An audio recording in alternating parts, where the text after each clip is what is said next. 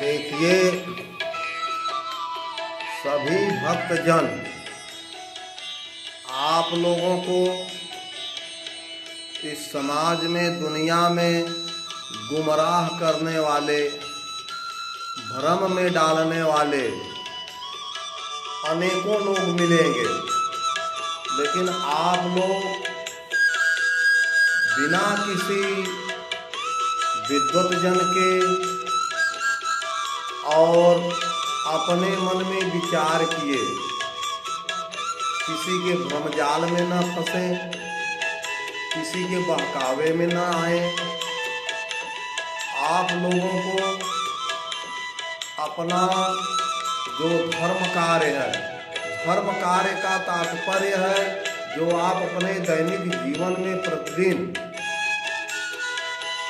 रोटी रोजी के लिए कार्य कर रहे हैं, लगे हुए हैं, उसे तो करना ही करना है।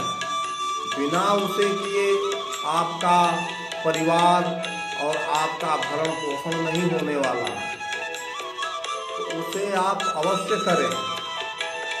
लेकिन गुरुजनों के मार्गदर्शन से आपके जीवन में खुशहाली आ सकती है। उसके लिए अच्छे संत की तलाश और अच्छे संत के मार्गदर्शन की आवश्यकता रहती है, और उस आवश्यकता को आप सबको हमेशा अच्छे लोगों के सानिध्य में आकर के अच्छे संतों की पहचान, अच्छे संतों की जानकारी मिलती है। और सत्य बोलना नितांत आवश्यक है। आप विशेष परिस्थितियों के अलावा सत्य से कभी न हटिए। सत्य के मार्ग पर चलेंगे, सत्य से ही सदा विजय हुई है और विजय होती है।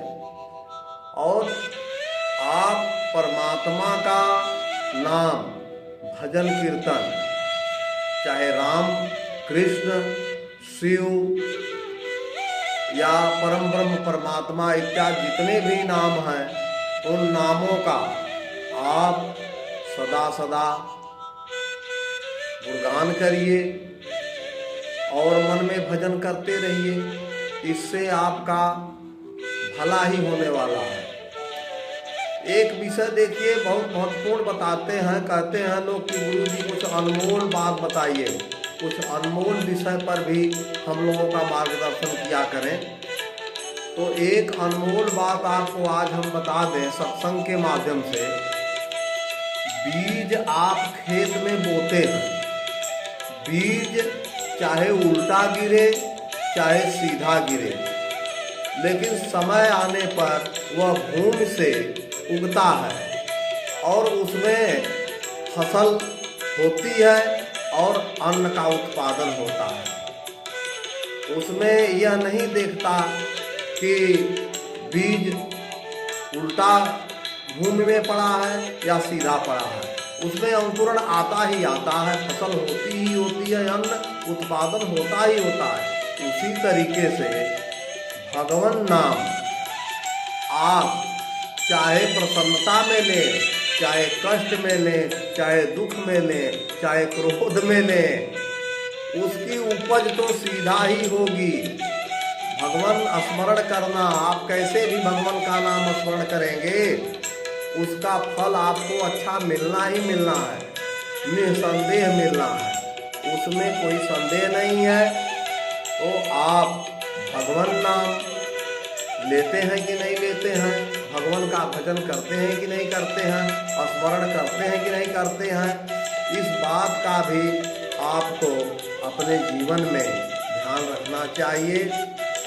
क्योंकि भगवान नाम स्मरण कभी व्यर्थ नहीं जाता, वह सार्थक ही रहता है। अब रहा सवाल आप कितना भगवान नाम का स्मरण करते हैं, तो परमात्मा का नाम तो हमने कई बार आपको बता दिया कि परमात्मा का नाम 2.5 अक्षर का है और उसी परमात्मा का उपनाम राम, कृष्ण, शिव इत्यादि अनेकों अनेकों नाम हैं परमात्मा के। तो आपको जिस नाम का पता है आप उसी नाम का संकीर्तन करिए, उससे भी आपको वैसे ही फल मिलेगा। जैसे बीज उल्टा भूमि में गिरे चाहे सीधा गिरे, उपज तो सीधी ही होती है। उसी तरीके से परमात्मा का, ईश्वर का नाम आप चाहे जैसे भी लें, आपको उसका पूर्ण फल मिलता है, उसमें कहीं कोई संदेह नहीं है। और जो लोग ईश्वर पर और अपने गुरु पर विश्वास रखते हैं उन्हें उसका पूर्ण फल प्राप्त होता है, उसमें कहीं कोई संदेह नहीं है। इसलिए मैं बार बार अपने शिष्य जनों को कहता हूँ कि आप लोग भगवान नाम का स्मरण सदैव किया करें। बोलिए सियावर रामचंद्र।